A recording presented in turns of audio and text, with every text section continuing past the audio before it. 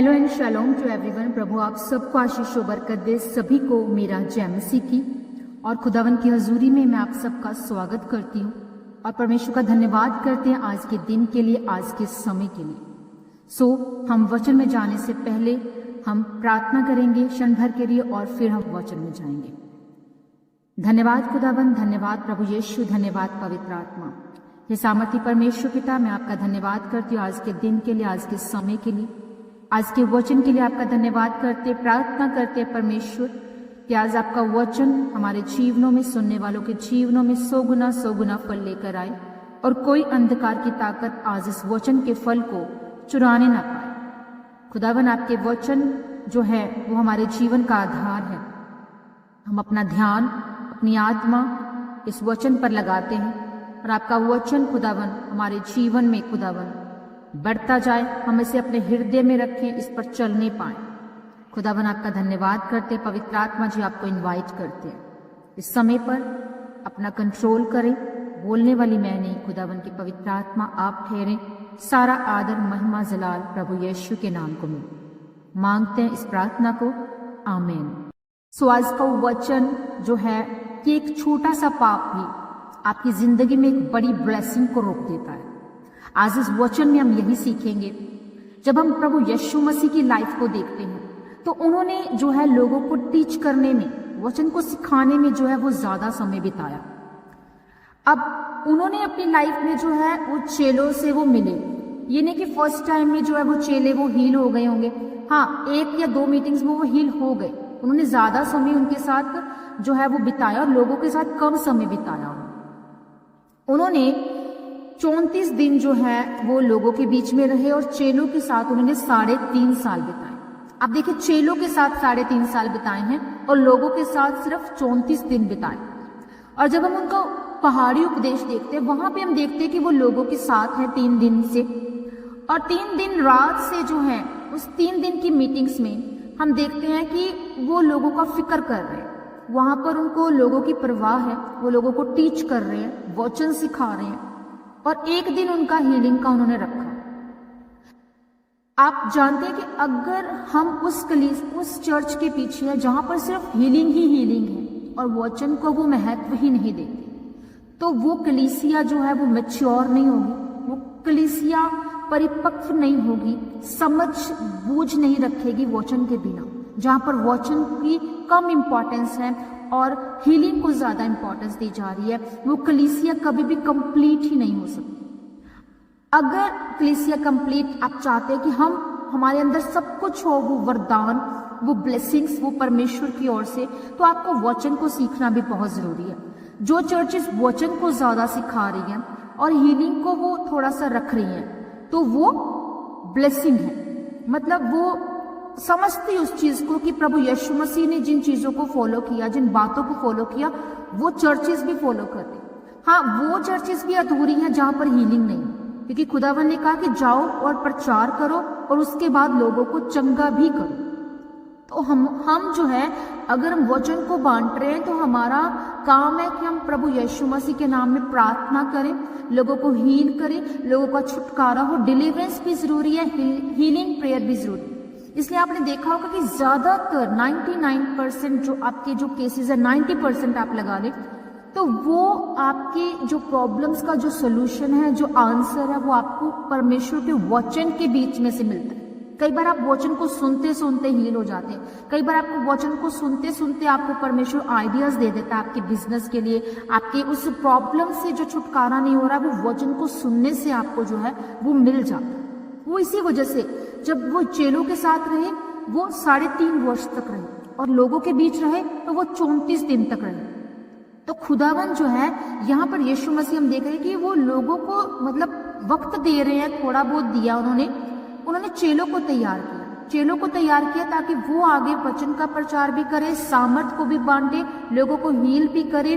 और उन्होंने वो सब कुछ चेलों को दिया, अपने 12 चेलों को उन्होंने जो है वो सब कुछ दिया, और जिसकी वजह से आज पूरा वर्ल्ड जो है वो स्टैंड कर रहा है कि मैं और आप बचाए गए। और परमेश्वर यही हमारे जीवन से चाहता है।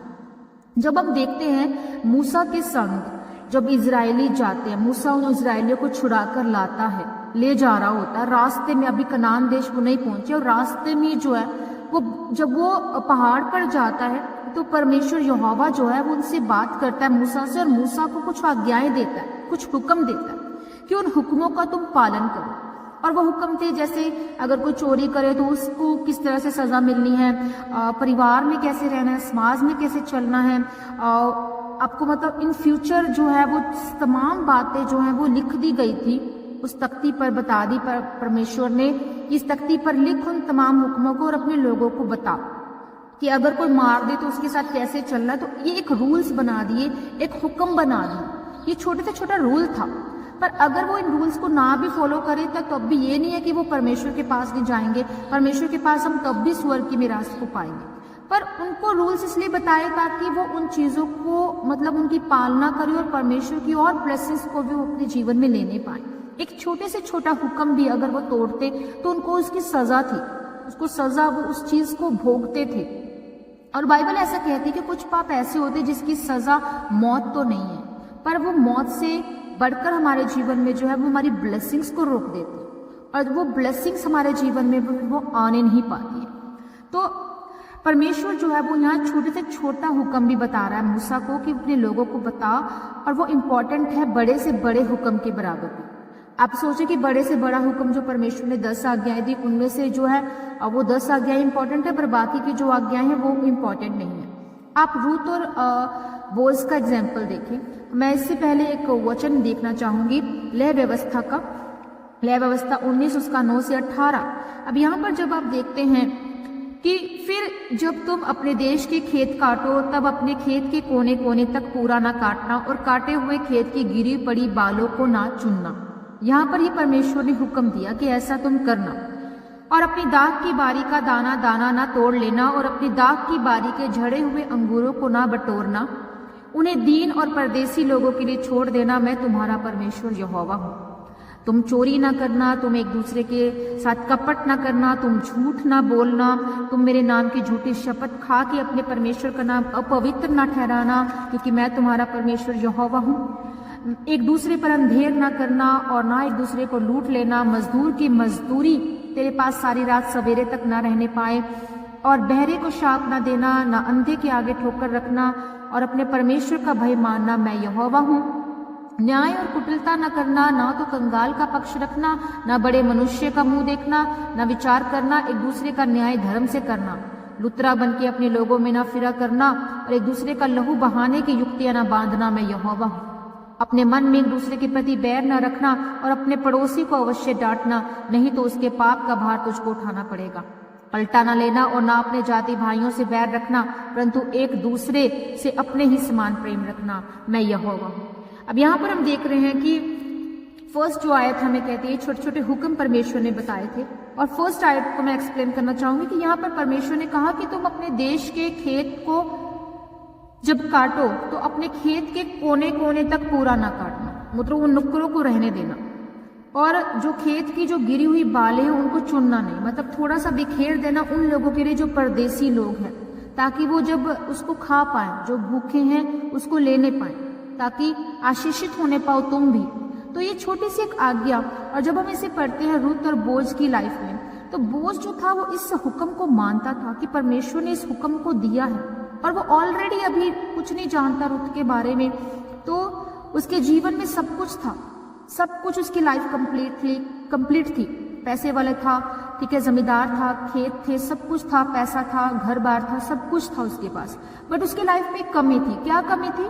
उसकी मैरिज नहीं हुई थी, और वो आशीषित होता है एक रूत जैसी ब्लेस औरत के साथ। अगर मान लो वो इस हुक्म का पालना ना कर रहा होता तो क्या रूत उसकी लाइफ में आती? क्योंकि वो ऑलरेडी उस छोटे से हुक्म की पालना कर रहा था, उस छोटे से हुक्म को मान रहा था, और वो उस नुकरों पर जो है वो दाना बिखेरा रहता है, उस नुकरों को काटता नहीं है। और रुत भी इसी ख्याल से आती है कि हाँ, लोगों से बताते हैं कि उस फलाने बंदे के पास जा, उसके खेत में जा, वहां पर तुझे अन्न मिलेगा, वो तू अन्न अपने और अपनी सास के लिए जो है, नओमी के लिए, उसके लिए तू ले सकती है, बटोर सकती है, और तुम खाने पाओगे। तो वो मजदूरी के लिए जाती है और वहां से बटोरती है। अब देखिए कि कैसा खुदावन की ये आशीष है कि रुत उसकी लाइफ में आती है और उसकी शादी होती है। हम देख सकते हैं कि परमेश्वर अब्राहम को बच्चा देना चाहते। अब हो सकता है कि उसको जो 99 वर्ष का जब वो हो जाता है उसको स्वप्न आता और परमेश्वर उसको कहता है कि अब्राहम अब्राहम मेरी उपस्थिति में चलता जा और सिद्ध होता जा। वो कह सकता है कि परमेश्वर मैं कितना तेरी उपस्थिति में चलूं, तेरी प्रेजेंस में चलूं, मैं 99 ईयर्स का हो गया, अब तक मेरे बच्चा नहीं हुआ है, तो अब मेरे को बच्चा दे और बात खत्म कर। पर अभी भी परमेश्वर क्या कह रहे हैं कि मेरी प्रेजेंस में, मेरी उपस्थिति में चलता जा। तो इसका मतलब कि अब्राहम की लाइफ में कोई ना कोई तो कमी थी ना। वो छोटे से छोटा हुक्म हो सकता है जिसकी उसने पालना नहीं की। आज आप अपनी लाइफ को चेक करें, जज करें कि क्या आपकी लाइफ में कोई ऐसा पाप है, कोई ऐसा कुछ घटी लग रही है आपको कि हाँ आपकी अभी तक वो ब्लेसिंग आपकी लाइफ में नहीं आई। क्यों? हो सकता है आप किसी की बुराई कर रहे हैं, हो सकता है आपने किसी का दिल दुखी किया, हो सकता है कि आपने किसी के साथ झूठ बोला है, अपने हस्बैंड से या वाइफ से आपने झूठ बोला, अपने बच्चों से आप झूठ बोलते हैं। हो सकता है कि आप अपने माँ बाप की या सास ससुर की आप रिस्पेक्ट नहीं करते, उनका दिल दुखाते हैं, उनको गलत शब्दों से आप उनको ट्रीट करते हैं। आपके बच्चे आपको ट्रीट गलत शब्दों से कर सकते हैं, आपके माहौल, आपका फैमिली जो सब सिस्टम है, आप उसे चेक करें कि क्या पवित्र आत्मा के फल आपकी लाइफ में है। क्या इन छोटे छोटे हुक्मों की वजह से तो परमेश्वर मुझसे दूर तो नहीं है? क्या आप अपने भाई बंधुओं के दुश्मन तो नहीं बनकर बैठ गए? सो खुदावन चाहते हैं कि आप अपनी लाइफ से इन चीजों को निकालें, इनको खत्म करें, ताकि परमेश्वर आपको ब्लेस करे। एक छोटा सा पाप जो है, एक छोटी सी गलती, इस छोटे से एक हुक्म को तोड़ना भी परमेश्वर के आपको आपकी गवाही से दूर कर दे। और गवाहियां आपकी लाइफ में फिर ऐसी गवाही जो कि अभी तक बनी ही नहीं, आपकी लाइफ में वो बननी जरूरी है, पर परमेश्वर ने आपको बहुत सी गवाहियां दी, पर अभी तक आपकी लाइफ में वो गवाही नहीं आने पाई। क्यों? क्योंकि अभी तक भी आप परमेश्वर के हुक्मों की पालना सही ढंग से नहीं कर रहे। यहाँ पर परमेश्वर का एक वचन हमसे बात कर रहा है कि लुत्रा बन के अपने लोगों में ना फिरा करना और एक दूसरे का लहू बहाने की युक्तियां ना बांधना, मैं यहोवा हूं। मतलब एक दूसरे को मारने की प्लानिंग करते हैं। लुत्रा कौन होता है? लुत्रा एक चालाक बंदा, एक चालाकी से जो है लुतराई करना। यहाँ परमेश्वर ने इस वर्ड को यूज किया। तो हमें एक दूसरे के साथ कैसा व्यवहार रखना है परमेश्वर ने यहाँ हमें सिखाया। और अपने मन में एक दूसरे के प्रति हमें बैर नहीं रखना है। अपने पड़ोसी को अवश्य डांटना है, डांटना नहीं है तो उसके पाप का जो भार है वो तुझ पर भी पड़ेगा। यह छोटी छोटी बातें, अगर वो लोग इस बात को फॉलो नहीं कर देते तो वो दुख को, तकलीफ को अपनी लाइफ में देखते थे और परमेश्वर ने उनसे फिर कोई आशीष उनको नहीं देता था। वो खत्म हुए, वो नाश भी हुए। और नीति वचन 18 उसका 8 वर्ष हम देखते हैं कि कानाफूसी करने वाले के वचन स्वादिष्ट भोजन के समान लगते हैं और वे पेट में पच जाते हैं।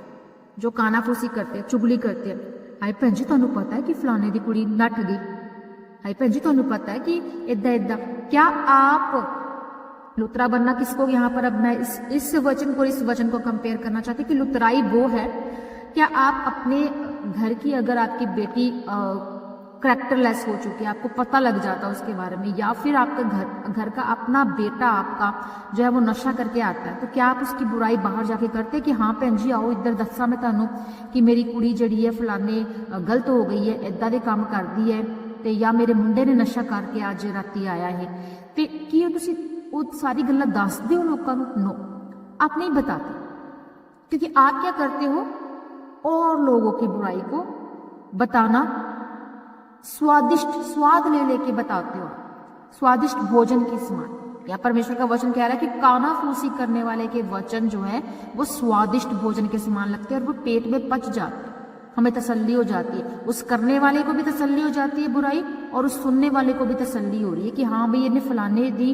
कुड़ी या धी भैन की गल जी मैनू दसी है, ਉਹਦੇ घर विच की चलता पिया, हसबैंड वाइफ ਦੇ ਵਿੱਚ ਕੀ ਚੱਲਦਾ ਪਿਆ, ਜਾਂ ਉਹਦੇ ਬੱਚਿਆਂ ਦੇ ਵਿੱਚ ਕੀ ਚੱਲਦਾ ਪਿਆ, ਉਹ ਮੈਨੂੰ ਦੱਸੀ ਹੈ, ਤੇ ਉਹ ਖੁਸ਼ ਹੁੰਦਾ ਉਹ ਇਨਸਾਨ ਉਸ ਗੱਲ ਨੂੰ ਸੁਣ ਕੇ।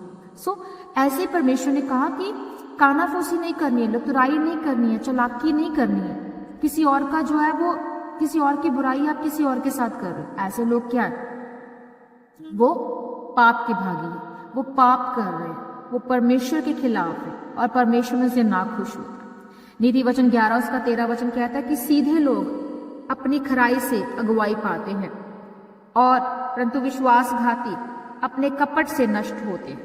यहाँ पर परमेश्वर का वचन कह रहा है कि सीधे लोग तो क्या है, खराई से अगुवाई पाएंगे, वो परमेश्वर की अगुवाई को खराई से पाएंगे। जो सीधे हैं, जो परमेश्वर के वचन पर चल रहे हैं, जिनके अंदर कोई बुराई नहीं है, कोई हीन भावना नहीं है, कुछ भी वो किसी के प्रति गलत नहीं सोचते, किसी के साथ बुरा नहीं करते हैं, कोई चोरी नहीं है, कोई नशा नहीं है फैमिली में। सिर्फ और सिर्फ कहाँ फोकस है? परमेश्वर की ओर। परमेश्वर की ओर अपनी आंखें लगाई हैं, परमेश्वर से प्रार्थना करते दिन रात, परमेश्वर के हुक्मों को पालना कर रहे हैं, परमेश्वर के वचनों से भरे हैं, परमेश्वर की आत्मा से भरे हैं। वो लोग जो हैं, परमेश्वर कहता है कि वो अगुवाई पाते हैं।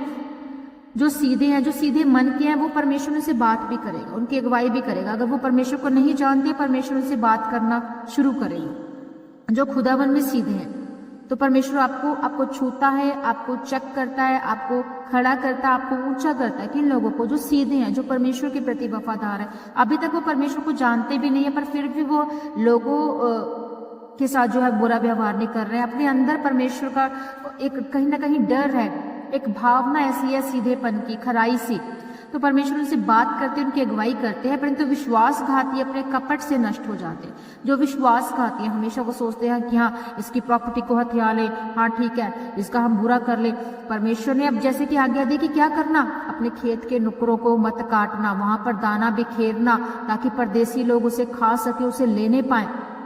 आज कई जमींदार हम देखते कि हाँ, बड़ा खड़ूस जा भैड़ा जा जमींदार हैगा, तो इन्हें ते मतलब कि सारे खेत ही वड़ छड़े। तो हमारी मदर बताते हैं अभी कि जब वो देखते थे, कहते कि वहाँ बिखेर देते थे, दानों को बिखेरते थे, कनक को जमींदार लोग जो होते थे, किसान, तो उस समय वो मतलब कि वो वहाँ बिखेरते थे। अभी भी जो लोग हैं, जमींदार लोग हैं, किसान लोग हैं, वो ऐसा करते हैं। तो ऐसा करने से क्या है? वो ब्लेसिंग है कि लोगों के लिए छोड़ दो, वो दाना जो बिखर गया वो लोगों के लिए छोड़ दो, ताकि लोग उसको बटोर सकें और अपने घर लेकर जा सके, उसे खाने पाए, उनसे उनका पेट भरने पाए, उनका घर चलने पाए। हालेलुया। सो ये छोटी सी आज्ञा थी, और देखिए बोझ की लाइफ में रुत आ जाती है। तो ऐसी आपकी लाइफ में बहुत सी प्रॉब्लम्स चल रही होती है। परमेश्वर अपने वचन से वो बात करना चाह रहा है। आज परमेश्वर आपसे बात कर रहा है कि क्या आपकी लाइफ में ऐसी कोई घटी कमी है? अगर आप ऐसा करते हैं, आप लोगों के लिए ब्लेसिंग का रीजन नहीं ठहरते, परमेश्वर आपके जीवन से चलता फिरता नजर नहीं आता, आप सिर्फ वचन को भी फॉलो नहीं कर रहे, वचन को सुनकर आप छोड़ रहे हैं, उस पर चलना नहीं चाह रहे, तो खुदावन आपके जीवन से नाखुश है। और चेक करें अपनी लाइफ को कि आप क्या कर रहे हैं, चेक करें कि आपके जीवन में क्या कमी है। सो आज ही आप अपने आप को बदले, परमेश्वर से तौबा करें, परमेश्वर के सम्मुख आए, परमेश्वर से कहें कि मुझे खुदावन छली कपटी लुतरा नहीं बनना। परमेश्वर मुझे इन सब चीजों की पालना करनी है जो तूने मुझे सिखाई है। वचन जो बताता है, परमेश्वर जो बता रहा है हमें उस चीजों को फॉलो करना। तो देखेंगे आप अपनी लाइफ से कि आपके जीवन की बिगेस्ट गवाही जो टेस्टिमनी है वो आपकी लाइफ में खड़ी हो। अब आगे हम देखते हैं याकूब 3 उसका 5 से 10 वर्ष। यहाँ पर धनवानों के लिए एक चेतावनी परमेश्वर का वचन हमें दे रहा है। कह रहा है कि तुम पृथ्वी का भोग विलास में लगे रहे और बड़ा ही सुख भोगा। तुमने इस वध के दिन के लिए अपने हृदय का पालन पोषण करके उसको मोटा ताजा किया। मतलब हम आपकी आप कहते हैं कि नहीं व्यभिचार कर लो, एक पर गलत काम अंदर से उकसा रहा है आपको शैतान, आपका मन कर रहा है, आपका हृदय ऐसा हो रहा है, और आप बिना शादी के किसी भी गैर मर्द या गैर औरत के साथ आप जो है गलत फिजिकल रिलेशन बना रहे हैं। आपने क्या देखा? या भोग विलास को देखा। आप नशा कर रहे हैं, शराब पी रहे हैं, लड़कियों के संग आपका उठना बैठना है, आप गलत कर रहे हैं, आपको एंजॉयमेंट वाला काम लग रहा है, क्योंकि आपने अपने हृदय को मोटा ताजा कर लिया। यहाँ पर तुमने धर्मी को दोषी ठहराकर मार डाला, वो तुम्हारा सामना नहीं करता।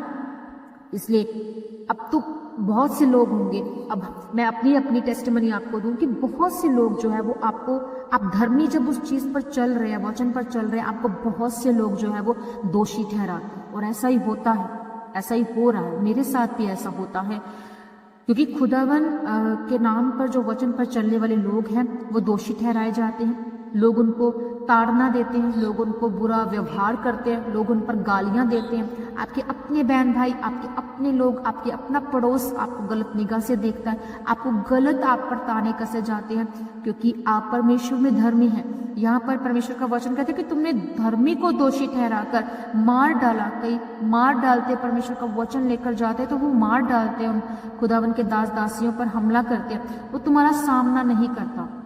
इसलिए हे भाइयों, प्रभु के आगमन तक धीरज धरो। देखो, किसान पृथ्वी की बहुमूल्य फसल की आशा रखता हुआ प्रथम और अंतिम वर्षा होने तक धीरज धरता है। परमेश्वर इंतजार कर रहा है कि जब वो हमें अपने साथ लेकर जाएगा, वो कटाई होगी उस समय जब खुदावन में जो लोग बने रहेंगे, परमेश्वर के वचन पर जो बने रहेंगे। तुम भी धीरज धरो और अपने हृदय को दृढ़ करो, क्योंकि प्रभु का आगमन निकट है। यहाँ परमेश्वर का वचन कह रहा है कि हमें धीरज, दुख में धीरज धरना जरूरी है। अगर आज आप धर्मी होने की वजह से आप ताड़ना को सह रहे हैं, आप धीरज को धरो, पेशेंस को रखो, ताकि परमेश्वर कहता है कि तुम धीरज को धरो, और ताकि तुम, जब मैं तुम्हें लेने के लिए आऊं, मेरा आगमन निकट है, और तुम अपने हृदय को दृढ़ कर लो, ताकि तुम मेरे साथ जो है वो उठाए जाओ, मैं तुम्हें लेकर जाने पाऊं, उस स्वर्ग की मिरास तुम्हें देने पाऊं, और उस खुदावन ने जो हमारे लिए घर ठहराए हैं, स्वर्गीय घर जो हमारे लिए बनाए, हम उसमें रहने पाए। हालेलुया। यहाँ पर आगे परमेश्वर का वचन कहता है कि हे भाइयों, जिन भविष्य वक्ताओं ने प्रभु के नाम से बातें की, उनको दुख उठाने और धीरज धरने का एक आदर्श समझो। जिन भविष्य वक्ताओं ने क्या किया? प्रभु के नाम से बातें की, उनको दुख उठाने और धीरज धरने का एक आदर्श समझो। या खुदावन हमें धीरज धरने के लिए बात कर रहा है, और परमेश्वर हमसे चाहता है कि हम उस कलेश में, उस दुख में भी बने रहें, ताकि खुदावन जो है वो हमारे जीवन से जो है वो महिमा को पाए। हालेलुया। सो खुदावन चाहता है हमारे जीवन से कि हम परमेश्वर के वचनों का पालन करें, चाहे वो छोटे से छोटा हुक्म भी है, ताकि हम अपनी लाइफ की बिगेस्ट टेस्टिमनी को अपने जीवन में लेने पाए। परमेश्वर चाहता है कि हम उन आशीषों को लेने पाए अपनी लाइफ से, तो हम उन्हें खोने ना पाए, जो हमारे जन्म के साथ जो ब्लेसिंग्स जुड़ी है। शैतान चाहता है उन आशीषों को लेना हमारे जीवन से।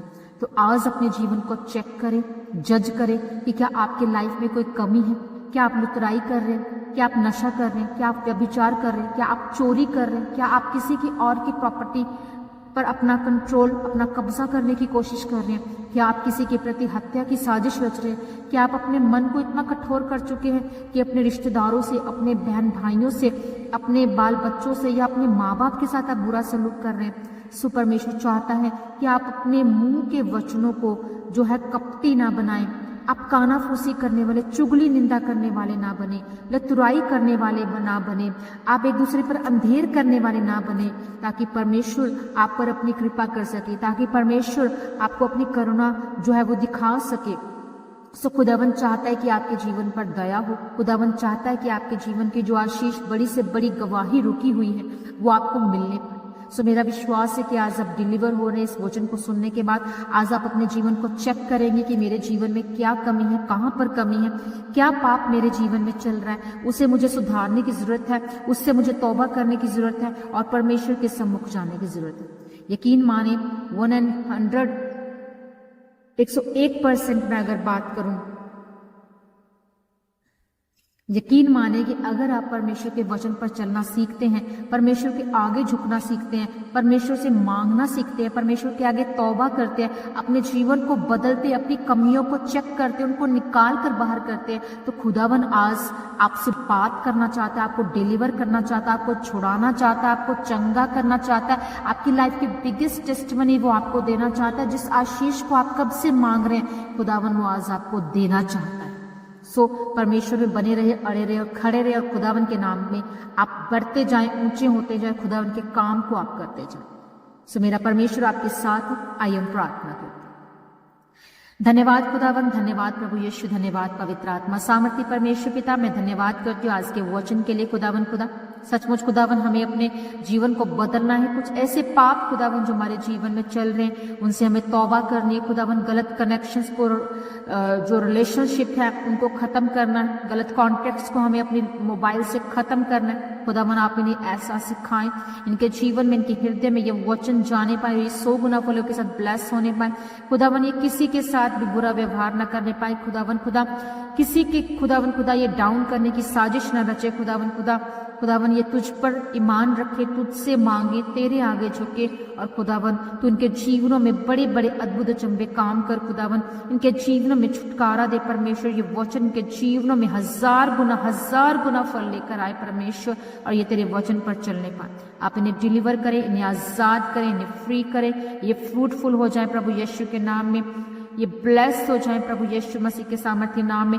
हर बंद दरवाजा इनके जीवन का खुलने पाए प्रभु यीशु मसीह के सामर्थ्य नाम में। हर आशीष जो इनकी रुकी है वो इन्हें मिलने पाए स्वर्गीय भंडार से। खुदावन को इनके जीवन में रिलीज कर उस गवाही को, उस टेस्टिमनी को। खुदावन इन्हें चारों दिशाओं से आशीषित करे। मेरा ये विश्वास है, मैं मानती इस प्रार्थना को प्रभु यीशु के नाम में कि ये ब्लेस हो चुकी है। आमीन, आमीन, आमीन। हालेलुया। खुदावन आपका धन्यवाद करते हैं। धन्यवाद हो आपका प्रभु।